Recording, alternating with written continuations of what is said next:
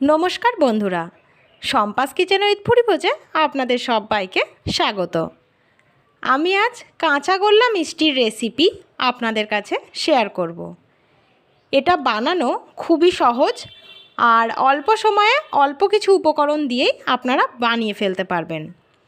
তাহলে চলুন দেখে নেওয়া যাক এটা কিভাবে বানাচ্ছি। তার আগে আমার সকল বন্ধুদের কাছে অনুরোধ রইল ভিডিওটা সম্পূর্ণ দেখার। আর যে সকল বন্ধুরা এখনও পর্যন্ত আমার চ্যানেলটা সাবস্ক্রাইব করেননি তারা প্লিজ আমার চ্যানেলটা একটু সাবস্ক্রাইব করে দেবেন। আমি এখানে কড়াইয়ের মধ্যে নিয়ে নিচ্ছি 1 লিটার দুধ। দুধটা প্রথমে ভালো করে একটু ফুটিয়ে নেব। দেখুন দুধটা কিন্তু ফোটা শুরু হয়ে গেছে। এবারে আমি এর মধ্যে ভিনিগার মেশানো জলটা অ্যাড করে দেব।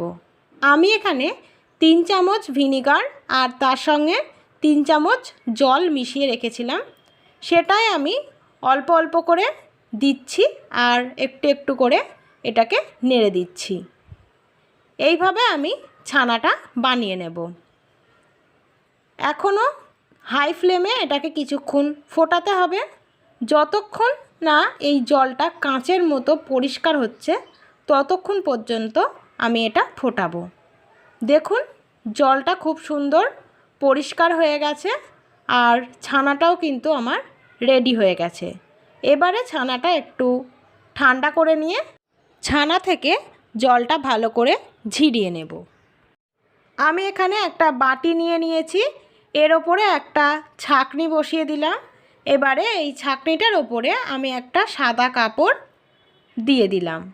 এবারে এর ওপরে আমি ছানাটা আস্তে আস্তে ঢেলে দেব।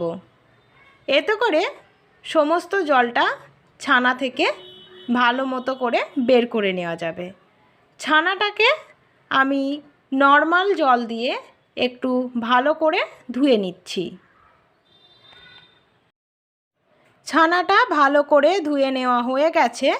এবারে এই কাপড়টাকে আমি এইভাবে মুড়িয়ে নিয়ে ছানার থেকে জলটা আস্তে আস্তে বের করে নেব। এইভাবে আমি ছানাটা 10 মিনিট রেখে দিয়েছিলাম। এবারে আমি ছানাটা এই থালার মধ্যে ঢেলে নিচ্ছি। ছানাটা ঢেলে নেওয়া হয়ে গেছে। এবারে ছানাটাকে হাত দিয়ে আমি ভেঙে নিচ্ছি। ছানাটা ভাঙা হয়ে গেছে। এবারে ছানাটা আমি ভালো করে মেখে নিচ্ছি। সম্পূর্ণ ছানাটাই কিন্তু প্রথমে আমি ভালো করে মেখে নিয়েছি। এবারে সম্পূর্ণ ছানাটা আমি দুটো ভাগে ভাগ করে নিচ্ছি। অর্ধেক অর্ধেক করে ভাগ করে নিয়েছি। একটা ভাগ আমি থালার মধ্যেই রেখে দিচ্ছি আর অন্য ভাগটা আমি কড়াইয়ের মধ্যে নিয়ে নিচ্ছি। এবারে ছানার মধ্যে এলাচের ভেতরের যে দানাগুলো থাকে সেগুলো আমি দিয়ে দিলাম আর দিয়ে দিচ্ছি 3 চামচ পরিমাণ গুঁড়ো দুধ। আপনারা চাইলে এলাচ গুঁড়োও ব্যবহার করতে পারেন। দিয়ে দিচ্ছি 3.5 থেকে 4 চামচ পরিমাণ চিনি। আপনারা মিষ্টিটা আপনাদের পরিমাণ বুঝে দেবেন, তবে এই পরিমাপটাই কিন্তু আমার মনে হচ্ছে একদম পারফেক্ট হবে। এবারে সব কিছু ছানার সঙ্গে ভালো করে মিশিয়ে নিয়ে একটু ভালোভাবে মেখে নিতে হবে। ছানার সঙ্গে সব কিছু ভালোভাবে মিশিয়ে নেওয়া হয়ে গেছে। এবারে আমি গ্যাসের ওপরে কড়াইটা বসিয়ে দিলাম। গ্যাসটা কিন্তু একদম লো ফ্লেমে রেখে আমি ছানাটাকে কিছুক্ষণ কড়াইয়ের মধ্যে নাড়াচাড়া করে নেব। এতে করে আমরা যে চিনিটা এতে অ্যাড করেছিলাম সেই চিনিটাও কিন্তু গলে যাবে। মিষ্টির জন্য আমার এটা একদম রেডি হয়ে গেছে।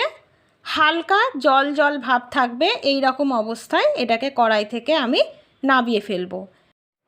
এবারে আমি অর্ধেক যে ছানাটা আলাদা করে রেখেছিলাম সেটা এর সঙ্গে ভালো করে মিশিয়ে নেব।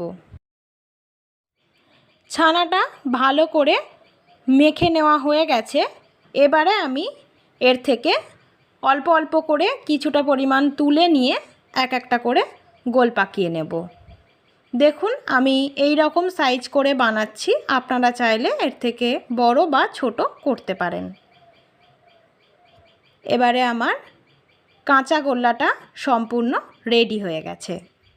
আমি একইভাবে সবগুলো বানিয়ে নিয়েছি। এখানে আমি কিছুটা গুঁড়ো দুধ নিয়েছি। আমি এবারে এই মিষ্টিগুলোর ওপরে গুঁড়ো দুধ লাগিয়ে নেব। দেখতে কিন্তু আরও সুন্দর লাগছে, খেতেও ভীষণ ভালো হয়। আপনারাও এইভাবে বাড়িতে বানিয়ে ফেলুন আর অবশ্যই আমাকে কমেন্ট করে জানাবেন কেমন হয়েছে। আমার ভিডিওটা যদি আপনাদের ভালো লেগে থাকে তাহলে লাইক করুন, কমেন্ট করুন, শেয়ার করুন। আর যে সকল বন্ধুরা এখনও পর্যন্ত আমার চ্যানেলটা সাবস্ক্রাইব করেননি তারা প্লিজ আমার চ্যানেলটা একটু সাবস্ক্রাইব করে দেবেন। আমি প্রত্যেক দিন আরও নতুন নতুন রান্নার ভিডিও নিয়ে আপনাদের সামনে হাজির হব। আপনারা সব সময় এভাবেই আমার পাশে থাকবেন। সবাই ভালো থাকবেন, সুস্থ থাকবেন। নমস্কার।